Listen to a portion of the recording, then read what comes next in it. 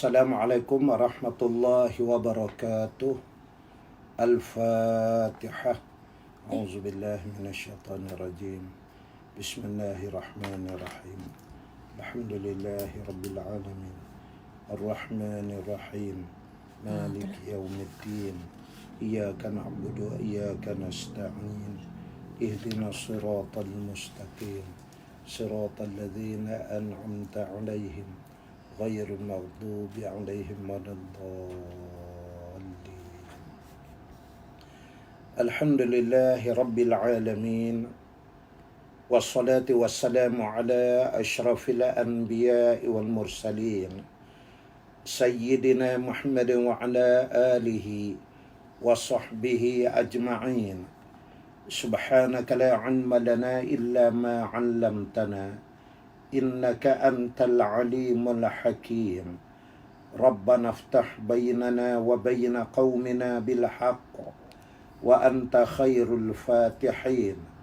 اللهم فقهنا في الدين وعلمنا تأويل ولا حول ولا قوة إلا بالله العلي العظيم. اللهم بنورك اهتديت وبفضلك استغنيت وبك أصبحت وأمسيت. ذنوبي بين يديك نستغفرك ونتوب إليك. Amma ba'du. Muslimin dan muslimat, sidang hadirin dan hadirat yang dirahmati Allah sekalian. Alhamdulillah wa syukrillah, dengan izin daripada Allah Subhanahu wa taala, pada pagi ini kita dapat mengadakan kuliah subuh secara live menggunakan kitab Fiqh Aulawiyat karangan Profesor Dr. Yusuf Al-Qardawi, yang merupakan kitab yang saya bacakan di salah sebuah masjid di daerah Jenjarum secara bulanan, kuliah subuh di hari dan di minggu yang seperti ini. Kitab ini telah saya bacakan menjejak ke muka surat 23. Kita dah masuk muka surat 23, dan sebelum daripadanya kita telah membacakan beberapa contoh bagaimana di kalangan umat ini yang tidak meletakkan keutamaan ataupun salah letak dalam meletakkan keutamaan berhubung dengan kerja-kerja amal mereka. Bahkan Dr. Yusuf Al-Qardawi menyebutkan ada di antara umat ini hatta sampai kepada perkara-perkara fardu juga mereka abaikan yang mana perlu diutamakan, yang mana mesti dikemudiankan. Bahkan terkadang-kadang mereka tidak melaksanakannya menurut apa yang seharusnya yang diperintahkan oleh Allah Subhanahu wa taala. Umpamanya di masa yang lepas, yakni pada bulan yang lepas, kita telah membaca dan telah melihat bagaimana Dr. Yusuf Al-Qardawi menyebutkan bahawasanya ramai di kalangan umat Islam ini dalam perkara rukun Islam misalnya, mereka memfokuskan kepada puasa di bulan Ramadan.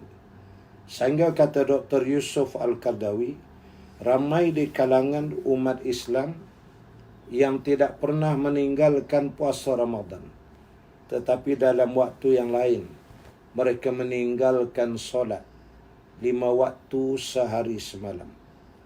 Adalah merupakan suatu kesilapan yang besar, kerana menurut para ulama, sembahyang itu adalah imamuddin, tiang bagi agama. Oleh kerana itu, ada pula di kalangan umat ini, kata Yusuf Qardawi, mereka-mereka yang mendirikan sembahyang, rajin bersembahyang, tetapi mereka pada kedudukan tidak pula mengeluarkan zakat. Mereka mengabaikan zakat. Sedangkan ayat aqimus shalah wa atawuz zakah disebut lebih daripada sebanyak 28 kali di dalam Al-Quran. Demikian di antara beberapa contoh yang telah diberikan oleh Dr. Yusuf Qardawi sebelumnya. Di antaranya lagi, kata Dr. Yusuf Qardawi, ada di kalangan umat ini yang rajin memberikan sedekah untuk mendirikan masjid apabila adanya orang yang datang untuk memohon bantuan mendirikannya. Beliau menceritakan pengalaman beliau di beberapa buah negara Arab. Apabila adanya orang yang datang memohon untuk meminta bantuan masjid, maka ramai di kalangan jutawan dan hartawan Arab mengeluarkan wang yang banyak, sehingga seseorang itu boleh seorang diri sahaja mencukupkan keperluan bagi mendirikan masjid yang berkenaan. Sedangkan di wilayah yang sama, kata Dr. Yusuf Al-Qardawi, ada berpuluh-puluh anak-anak orang Islam yang tidak cukup uang perbelanjaan untuk menuntut ilmu ke luar negara, tapi mereka ini diabaikan. Sedangkan masjid yang nak didirikan itu, ada di antaranya adalah masjid yang keempat ataupun masjid yang kelima di daerah yang berkenaan. Begitulah, kata Dr. Yusuf Al-Qardawi, kealpaan bagaimana kadang-kadang umat tergelincir dalam melihat apakah yang mesti diutamakan dalam kehidupan umat ini. Apabila fiqh aulawiyat ini tidak diberikan perhatian oleh mereka, makanya akan berterabur dan berseleraklah penyusunan kehidupan umat dalam berbagai keadaan. Sidang hadirin yang dirahmati Allah sekalian, insya-Allah biiznillah seperti yang saya sebutkan di awal tadi, kita menyambung kuliah pada pagi ini atas sifat bahawasanya belajar ini dan mengajar adalah dua perkara yang sangat penting dan mustahil dalam kehidupan umat. Bagaimana disebutkan bahawasanya di antara apa yang dinukilkan oleh para ulama, kalau sekiranya sudah terasa mati rasa untuk belajar di dalam diri, itulah berarti seseorang itu sebenarnya telah mati. Kerana hidup kita ini dengan ilmu, hidup kita dengan amalan, dengan iman. Amalan, ilmu, iman, apa saja yang berkait dengan perkara-perkara gaib adalah bertalian dengan belajar dan menuntut ilmu. Makanya kalau sudah mati rasa belajar di dalam diri, itulah maknanya seseorang itu telah mati daripada kehidupannya yang sebenar. Ada juga ulama yang menyebutkan bahawasanya dalam perkara belajar ini, ianya berkait dengan istilah atau kalimah minal rahmi ilal lahdi, yakni daripada dalam rahim ibu sehinggalah kepada liang lahat. Artinya menurut ulama-ulama, sejak daripada embrio, daripada benih ketika anak itu berada di dalam rahim ibunya, sebenarnya proses pembelajaran telah pun berlaku. Seorang ibu yang ketika dia mengandung, kemudian dia rajin membaca Al-Quran, insya-Allah biiznillah, anak yang dilahirkan adalah dari kalangan anak yang akan mudah menghafal Al-Quran sebelum daripada usianya 7 tahun. Ini telah terbukti berdasarkan riwayat-riwayat yang banyak yang dikemukakan oleh para ulama di dalam kitab-kitab mereka. Baiklah, saya kira pada pagi ini saya menyambung lagi kuliah ini pada muka surat 23, perkara yang ke-6. Bismillahirrahmanirrahim. Perkara yang keenam, mereka lebih mengutamakan kerja-kerja yang termasuk ke dalam kategori cabang dan ranting, bukan kerja-kerja yang asasi dan pokok. Mereka mendahulukan perkara-perkara yang remeh, tetapi melalaikan perkara-perkara penting dan asasi, seperti pembinaan akidah, keimanan, tauhid, dan ikhlas hati hanya untuk Allah Subhanahu wa ta'ala. Ini di antara kelemahan yang berlaku menurut Dr. Yusuf Al-Qaradawi. Bagaimana di kalangan umat ini, ada di antara kita yang tidak dapat meletakkan perkara-perkara furu'iyah dan perkara-perkara usul. Mana perkara yang cabang dan mana perkara-perkara yang asas. Nah, oleh kerana itu dari segi amal, kita diingatkan supaya meneguhkan akidah, membetulkan pembinaannya, dan membentuk serta membina diri untuk senantiasa ikhlas di hadapan Allah Subhanahu wa ta'ala. Tapi oleh kerana tidak adanya fik keutamaan ini, menyebabkan tersalah letak sehingga berlakulah apa yang berlaku.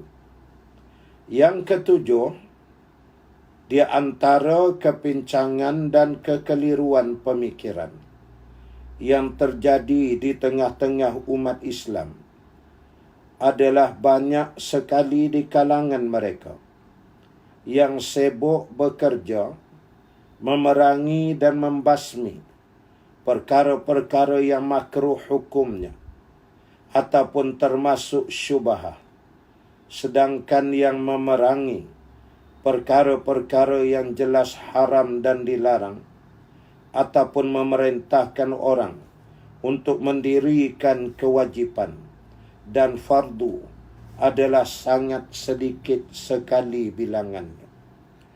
Ini di antara juga kelemahan yang dinyatakan oleh Dr. Yusuf Al-Qaradawi. Kita harus sedar bahawasanya Islam ini terletak di atas dasar u'budullah wajtanibut taghut.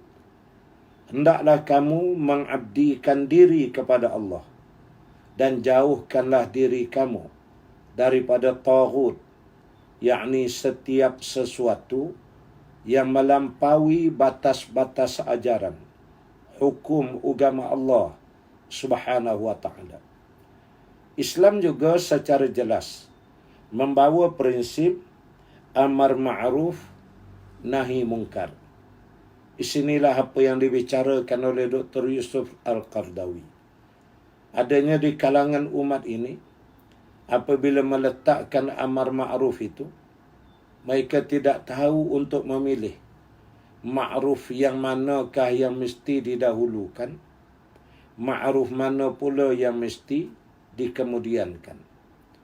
Ada pula di kalangan mereka yang tidak menepati dalam meletakkan nahi mungkar. Mereka tidak memahami mungkar mana yang mesti diberikan fokus untuk dicegah, untuk diubah, dan mungkar mana pula yang boleh dilakukan kemudian daripadanya. Inilah juga di antara kata Dr. Yusuf Al-Qaradawi, apabila umat tidak melihat kepada fik aulawiyat, fikah keutamaan dalam kehidupan mereka. Seterusnya, perkara yang termasuk dalam kategori ini adalah, yakni dalam perkara tidak meletakkan dan tidak mengetahui untuk melakukan amar ma'ruf nahi mungkar tadi. Apa dia benda-benda?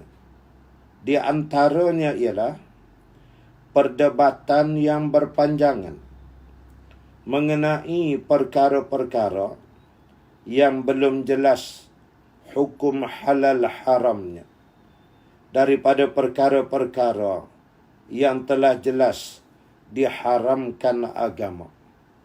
Jadi ini pernah juga disebut oleh Buya Hamka di dalam tafsirnya akan kisah yang terjadi di Indonesia. Bagaimana ketika Snook Okhronji masuk dan mengelirukan serta menipu umat Islam di Indonesia. Beliau mengemukakan perkara-perkara furu'iyah sehingga umat berkisar dan berlegar-legar membicarakan hal yang berkenaan berpuluh-puluh tahun lamanya.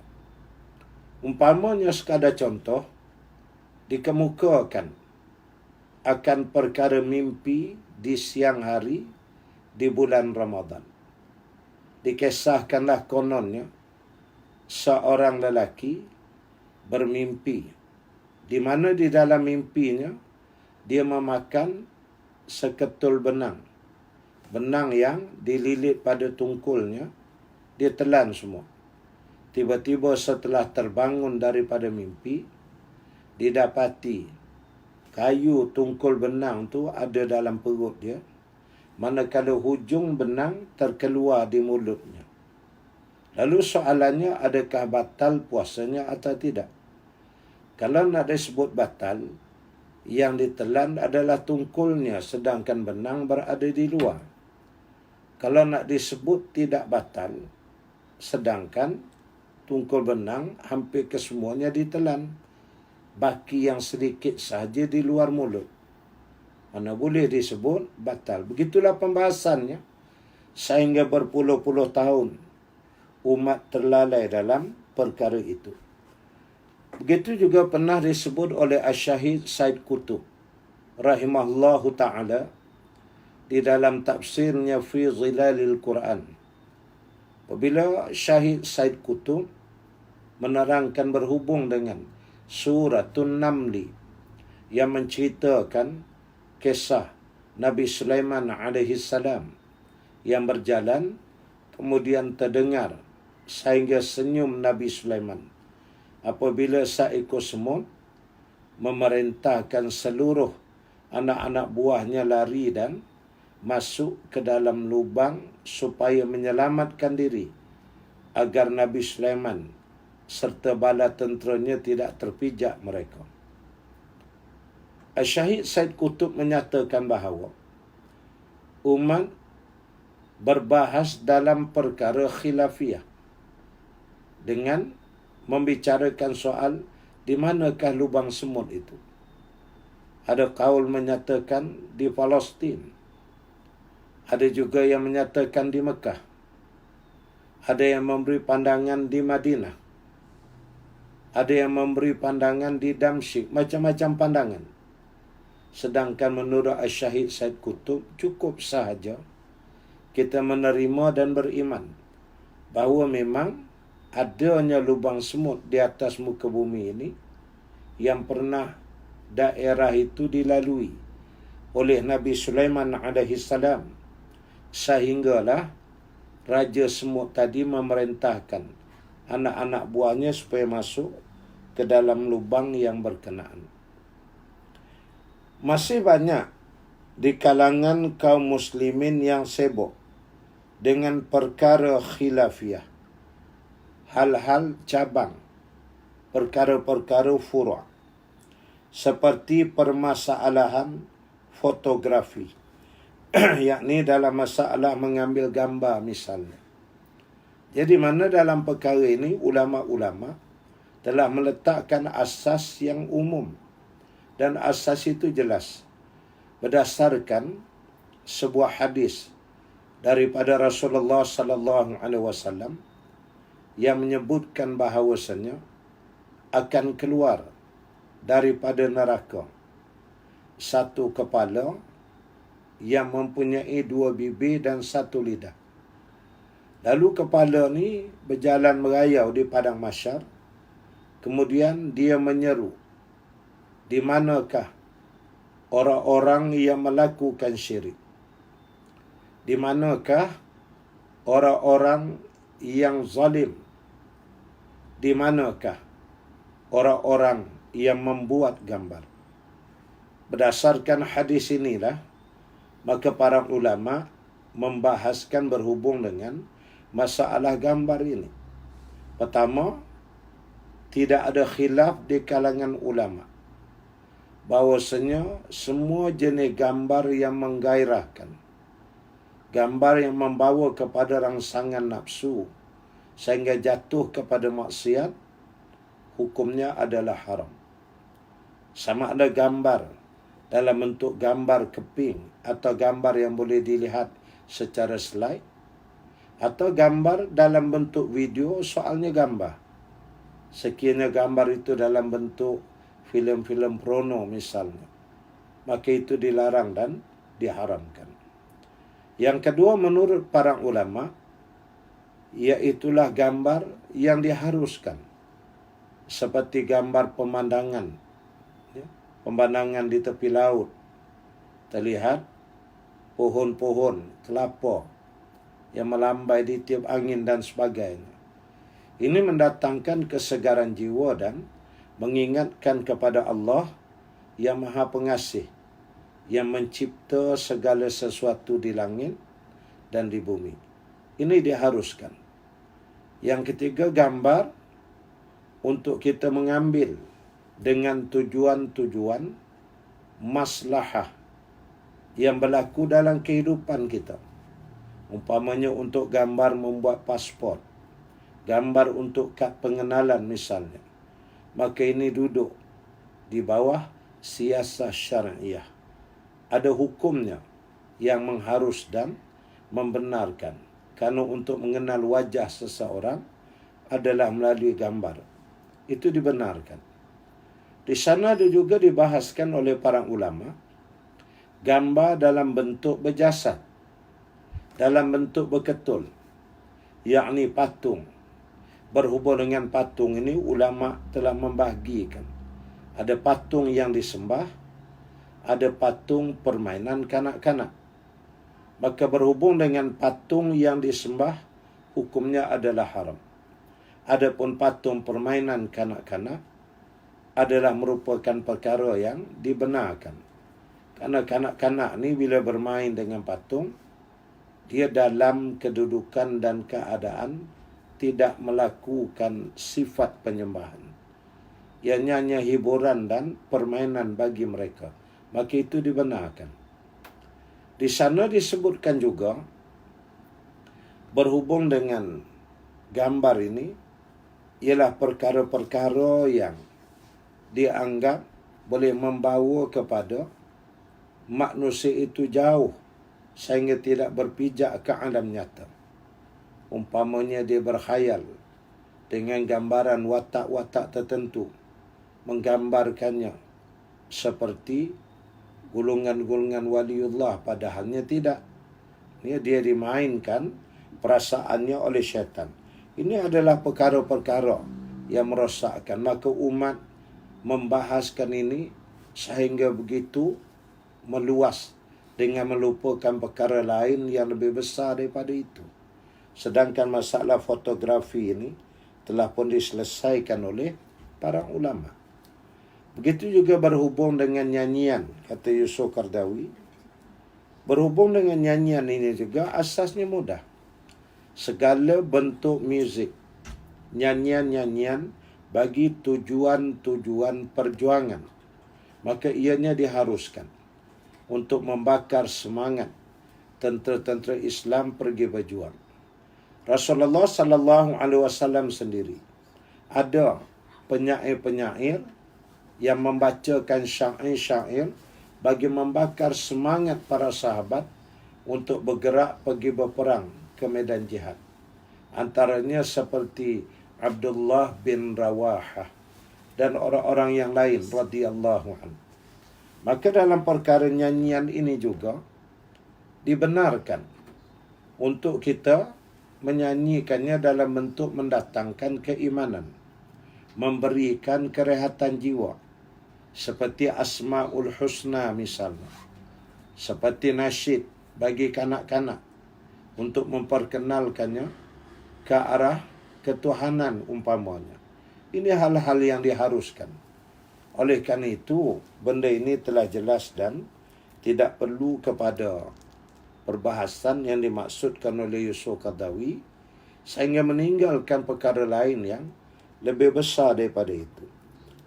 Antara lagi ialah masalah purdah, niqab ya, yang dipakai oleh muslimat. Ini juga kadang-kadang, ini yang dimaksudkan oleh Yusuf Qaradawi, bukanlah bahawa memakai niqab purdah itu tidak penting. Bukan begitu. Tapi kita sedang memfokuskan apa yang dibicarakan oleh Dr. Yusuf Qaradawi, bahawa adanya di kalangan sekelompok umat, kalau sudah membicarakan hal niqab misalnya, dia terlupa untuk melihat perkara lain yang lebih besar. Itu maksudnya. Dia sedangkan berhubung dengan perkara niqab ini terang. Dia di sana ada ulama yang menyatakan wajib kerana seluruh jasad wanita itu termasuk mukanya adalah aurat. Manakala Imam Nawawi rahimahullahu ta'ala menyebut dalam kitab Majmu' bahawasanya aurat wanita seluruh tubuh badan mereka, yakni wanita yang merdeka, kecuali muka dan tapak tangan sahaja. Dan ini juga kaul yang dipegang oleh Imam Abu Hanifah bersama Imam Malik, Imam Syafi'i dan Imam Ahmad bin Hanbal dalam setengah riwayat. Termasuk juga oleh Imam Al-Auza'i. Maka perkara ini telah selesai di kalangan ulama. Cuma mungkin kalau timbulnya hal-hal baru yang menuntut kepada fatwa ataupun pandangan-pandangan terkini dalam fiqh aulawiyat ini, makanya ia bolehlah dibahaskan. Sehingga seolah-olah tidak ada kerja-kerja lain yang boleh mereka lakukan selain daripada memperbincangkan masalah-masalah tersebut. Bahkan mereka terus berusaha untuk memaksakan seluruh orang agar menerima pendirian dan pendapat mereka. Ada juga di kalangan umat ini yang jumud, ya, yang beku, yang merasakan dia saja yang betul, orang lain tak betul semua. Ini juga suatu perkara yang berlaku. Pada sisi lain, mereka telah melupakan masalah-masalah besar yang akan menentukan nasib umat Islam secara keseluruhan di masa yang akan datang. Sama ada akan terus bertahan melawan arus serangan yang begitu gencar, yakni bertubi-tubi dan dahsyat dari pihak-pihak musuh Islam, dari pelbagai penjuru dan arah. Dia sedangkan di sana, kata Yusuf Qaradawi, ujian serangan ke atas umat ini bertali arus. Tidak ada hentinya. Gerakan-gerakan Yahudi dan Nasara, sebagaimana yang disebut oleh Allah di dalam Al-Quran, walam tarda ankal yahudu walan nasara hatta tattabi'a millatahum. Sesungguhnya orang-orang Yahudi dan Nasara itu tidak akan bersetuju dengan kamu, tidak akan mau berserta kamu, sehinggalah kamu menurut millah, cara hidup yang dianjur dan dicadangkan oleh mereka. Sebagaimana juga disebut oleh Nabi SAW, kamu akan mengikut umat-umat yang sebelum daripada kamu, shibran bi shibrin wa zira'an bi zira', sejengkal demi sejengkal, sahasta demi sahasta, sehingga apabila mereka itu masuk ke dalam lubang biawak, kamu juga akan mengikutnya. Lalu para sahabat radhiyallahu anhu bertanya kepada Nabi sallallahu alaihi wasallam, qala Yahudiyyu wan Nasara ya Rasulullah, apakah mereka itu di kalangan Yahudi dan Nasrani kah, wahai Rasulullah? Qala faman. Nabi sallallahu alaihi wasallam menyatakan, siapakah lagi? Menunjukkan bahawasanya kerja golongan-golongan misioneri Kristian dan Yahudi ini berterusan dalam memusnahkan akidah umat dan membinasakan umat melalui pelbagai cara yang mereka anjurkan. Namun di masa yang sama, kata Yusuf Qaradawi, ada umat yang masih memfokuskan pemikirannya, gerak kerjanya, tindakannya kepada perkara-perkara lain, sedangkan perkara ini lebih besar dan perlu diberi perhatian.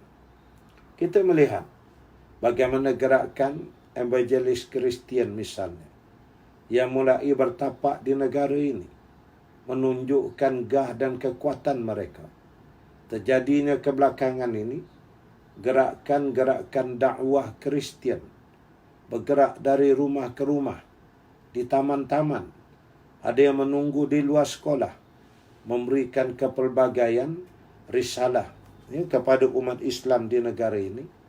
Sedangkan di sana kita mempunyai social contract yang telah pun diasaskan selepas kemerdekaan, bahawa Islam adalah agama persekutuan dan agama-agama lain bebas boleh diamalkan tapi tidak boleh disebarkan. Mereka melanggar perjanjian ini. Inilah di antara cabaran yang dihadapi oleh umat pada hari ini. Termasuk dalam perkara tersebut adalah banyaknya kalangan kaum muslimin yang memberikan perhatian berlebihan untuk memerangi dan menghalang manusia daripada melakukan kesalahan dan dosa-dosa kecil, sementara kesalahan dan dosa-dosa besar mereka biarkan dan mereka lupakan. Ya, di mana ini juga terjadi.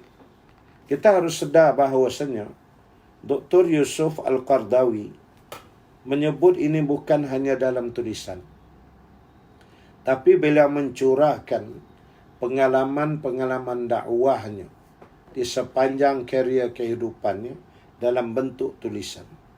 Beliau bukan hanya berteori, tapi beliau melaksanakannya secara praktikal. Bagaimana beliau menyebut kedapatan di kalangan umat ini yang memfokuskan supaya orang lain berhati-hati dengan dosa-dosa yang kecil, tapi meninggalkan kerja bagi penghapusan dosa-dosa yang besar. Ini bukan bermakna kita melalaikan atau kita menggalakkan dosa kecil itu, tidak. Kita harus sedar bahawa kita sedang membicarakan fiqh aulawiyat. Kedua-duanya adalah penting. Soalnya mana yang lebih penting? Apakah sebagai manusia Muslim sekadar fokus saja hapuskan dosa kecil dengan meninggalkan dosa besar? Itu yang dimaksudkan. Kita melihat pada hari ini, arak umpamanya adalah dosa besar, ibu segala kejahatan. Tapi bagaimana adanya gulungan-gulungan di negara ini yang bersedia saban tahun menjalankan dan melaksanakan apa yang dinamakan pesta arak, khususnya di negeri Selangor. Kita melihat juga bagaimana adanya cadangan, baru sekadar cadangan, supaya pramugari misalnya yang berkhidmat dalam sistem penerbangan diberikan pakaian menutup aurat. Hanya baru cadangan. Belum lagi pelaksanaan, belum lagi dikuatkuasakan undang-undang. Kita boleh melihat bagaimana ramai yang bangkit membantah. Sedangkan menutup aurat ini bukan perkara main-main. Ianya adalah merupakan perkara yang wajib di dalam Islam bagi orang-orang perempuan. Cuma khilafiyahnya tadi, apakah harus ditutup muka atau tidak, di situ sahaja. Tapi lain seluruh jasad wanita adalah aurat. Ini tidak ada khilaf di kalangan ulama.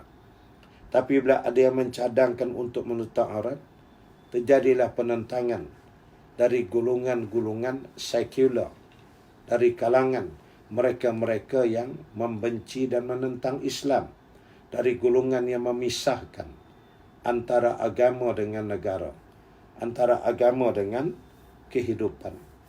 Maka berjalanlah terus kemaksiatan, dosa-dosa kecil diusahakan untuk ditutup, tapi dosa-dosa besar dibiarkan berjalan. Mereka tidak mengetahui di mana fiqh aulawiyat dalam perkara ini. Umpamanya kita melihat bagaimana dadah diharamkan, tetapi arak tidak diharamkan. Karena itu kita mengharapkan dengan usaha dan perjuangan yang bersama-sama kita buat, mendukung apa yang dibawa oleh para ulama, kita dapat satu ketika nanti cepat atau lambat melaksanakan tugas dan kewajipan ini. Sama ada dosa-dosa besar dalam hal kepercayaan. Ya, ada di antara dosa besar yang diabaikan, yang tidak dilihat oleh umat. Dan ianya berkait dengan masalah kepercayaan. Dan ini sangat fundamental. Seperti mendakwa mengetahui perkara yang gaib.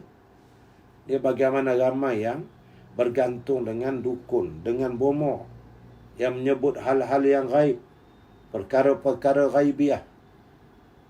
Di sana Nabi SAW pernah menyebut, bohong ahli nujum. Bohong ahli nujum, sekalipun betul. Ini disebut oleh Nabi SAW. Di Malaysia ni ada pula bomo. Dalam musim-musim COVID-19 ini, meletakkan atlas peta dunia di hadapannya. Kemudian dia mula memuja-muja, katanya untuk mengawal supaya virus COVID-19 ini tidak masuk ke Malaysia. Padahal keadaan sudah pun terjadi. Ini mempercayai dalam bentuk karut dan syirik. Begitu juga perbuatan sihir. Masih ramai di kalangan umat yang bermain dengan perkara sihir ini. Di mana sihir ini hanyalah merupakan penipuan, menukar, ya, menyilaukan pandangan mata sehingga terlihat benda yang dibuat dalam bentuk kaedah-kaedah yang tertentu. Perbomohan, ya, percaya kepada dukun bomo, menjadikan kubur dan masjid, menjadikan kubur sebagai masjid. Nazar yang salah. Ada yang melakukan nazar di kalangan umat ini, tapi nazar yang tak betul. Ada yang menyatakan bahawasanya, jika sekiranya pihak kami kalah, pihak kamu menang, maka aku bersedia makan babi. Karena dia yakin dia tidak akan dikalah. Dia lupa menang kalah adalah kuasa Allah Subhanahu Wa Taala. Ada yang menyatakan bahawasanya, jika yang ada di pihak kami ini kalah, maka aku akan lari telanjang, ya, di seluruh Kuala Lumpur bermula daripada KLIA. Dia bernazar, akhirnya tiba-tiba kalah. Ini di antaranya berlaku dalam pilihan dia kecil, ya, di sebelah Sabah Sarawak sana baru-baru ini. Ini semua merupakan perkara-perkara yang tidak betul. Menyembelih korban untuk diberikan kepada orang yang sudah mati. Disembelih lembu, kebau. Kalau dulu dia panggil buang ancak, kalau di belah Kelantan, Terengganu.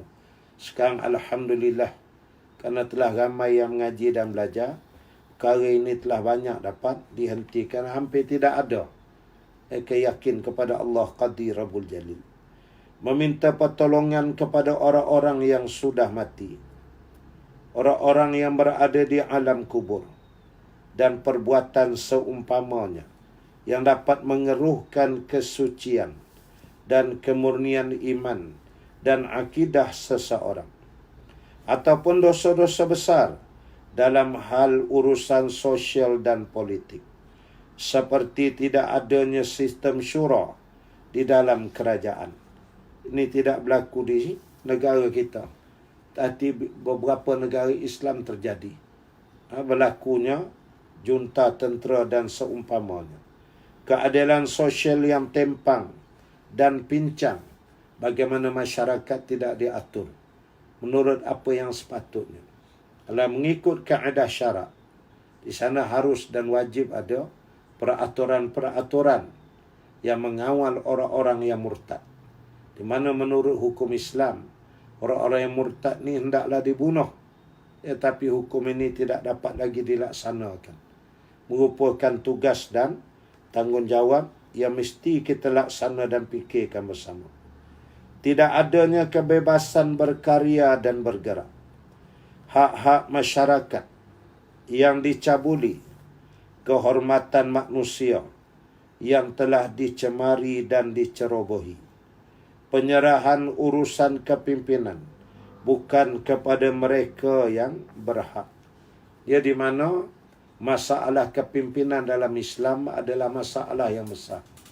Sehingga Amirul Mukminin Umar ibn Khattab radhiyallahu anhu telah menyebutkan bahawasanya hendaklah kamu berilmu sebelum daripada memimpin. Dan bagaimana kepimpinan ini dikira benda besar, sehinggalah tiap-tiap kali sembahyang sunat tarawih ada masjid surau yang menyebutkan menyelangi 2 rakaat solat tarawih. Al-Khalifatul Awwal Amirul Mukminin Sayyidina Abu Bakrin As-Siddiq, lalu disambut beramai-ramai radhiyallahu an. Dia menyebut kalimah Amirul Mukminin. Apa makna Amir? Yakni ketua bagi umat Islam, ketua bagi orang yang beriman. Di sana ada kalimah khalifah yang disebut oleh Imam Ibn Khaldun dalam kitabnya Al-Muqaddimah, Iqamuddin wa siyasatu dunyabih, menegakkan agama dan memerintah dunia dengannya, yakni dengan agama. Tetapi urusan kepimpinan umat ini diserahkan kepada golongan-golongan sekular yang memisahkan di antara agama dengan negara, sehingga terjadilah agama itu diperintah, bukan agama yang memerintah. Menurut Islam, agama itu yang memerintah. Islam menyelesaikan seluruh masalah di semua keadaan dan masa di seluruh dunia. Pemalsuan suara pilihan raya, berlakunya penipuan ketika pilihan raya, fitnah-fitnah disebarkan menggunakan kaedah Machiavelli, the end justify the means, matlamat menghalalkan cara, perompakan harta negara milik rakyat, memberikan keistimewaan untuk menjadi pemimpin turun-temurun kepada keluarga tertentu, pembaziran harta negara, dan seumpamanya. Ini menurut Dr. Yusuf Al-Qaradawi adalah merupakan perkara-perkara besar yang mesti diberikan fokus oleh umat untuk menyelamatkan umat Islam, untuk menyelamatkan kehidupan mereka di dunia dan di akhirat. Ketimpangan dan kepincangan besar dalam cara umat kita menilai sesuatu perkara, sehingga mereka membesarkan perkara yang kecil dan meremehkan perkara yang besar, mendahulukan perkara yang kurang penting dan melengahkan perkara yang sangat utama, mengutamakan perkara sunnah dan melalaikan perkara fardu dan wajib, mengambil berat mengenai urusan kesalahan dan dosa kecil, tapi membiarkan berlakunya dosa-dosa dan kesalahan besar, sibuk bertikam lidah kerana perkara-perkara khilafiyah, namun tidak mengambil berat mengenai pencabulan perkara-perkara fardu dan wajib. Ini di antara juga apa yang dibuat secara kesimpulan oleh Dr. Yusuf Al-Qaradawi di bawah maudhu' ataupun tajuk ini. Fenomena-fenomena seperti ini menjadikan umat Islam sangat memerlukan satu panduan dan bimbingan berupa fiqh keutamaan yang dapat memberikan petunjuk dan senarai kerja yang lebih terancang bagi mereka di dalam melaksanakan misi dan tugasnya di atas muka bumi ini.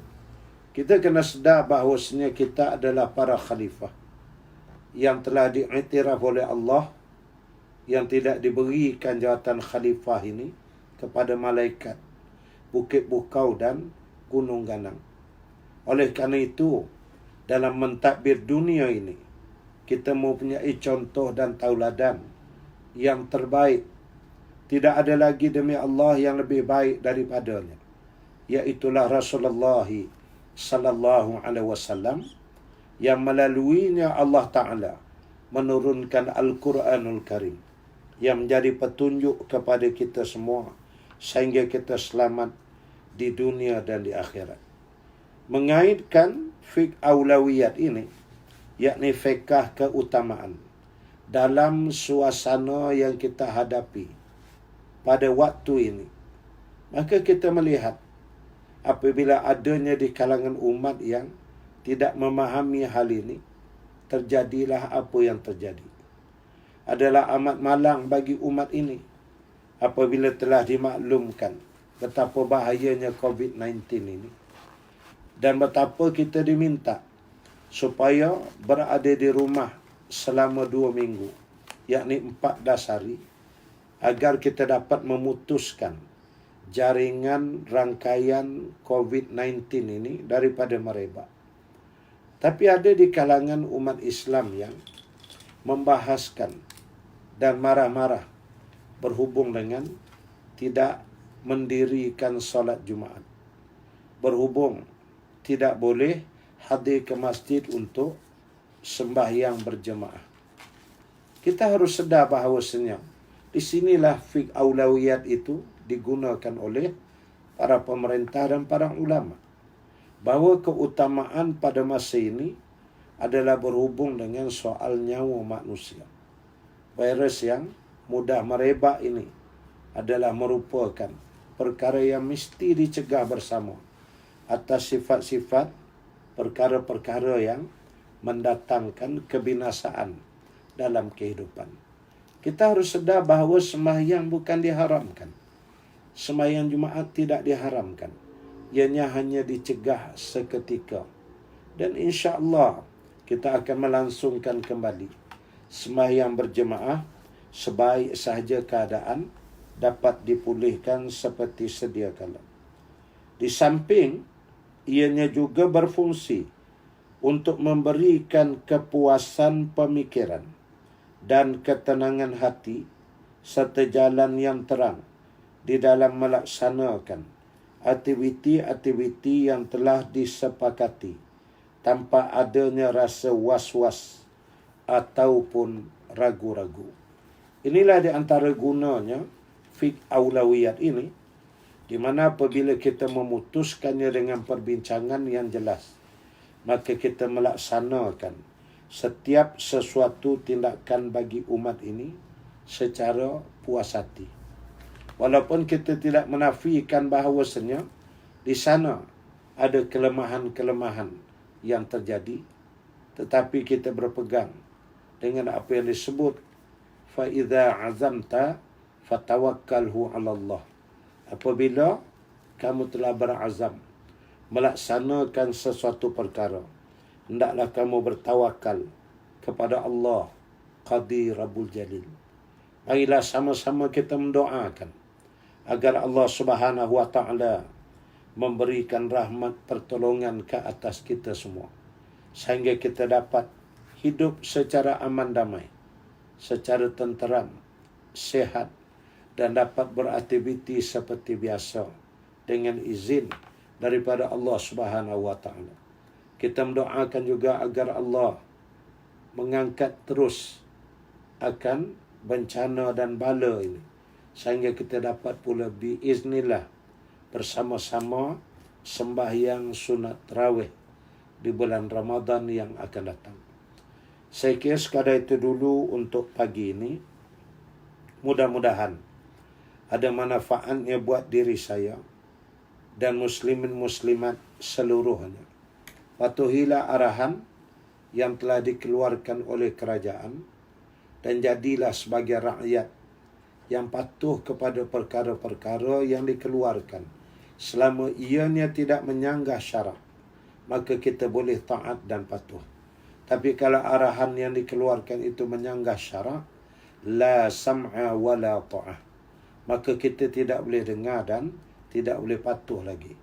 Namun arahan-arahan itu semuanya adalah untuk kebaikan. Maka hendaklah kita patuh dan kita laksanakan untuk kebaikan kita bersama.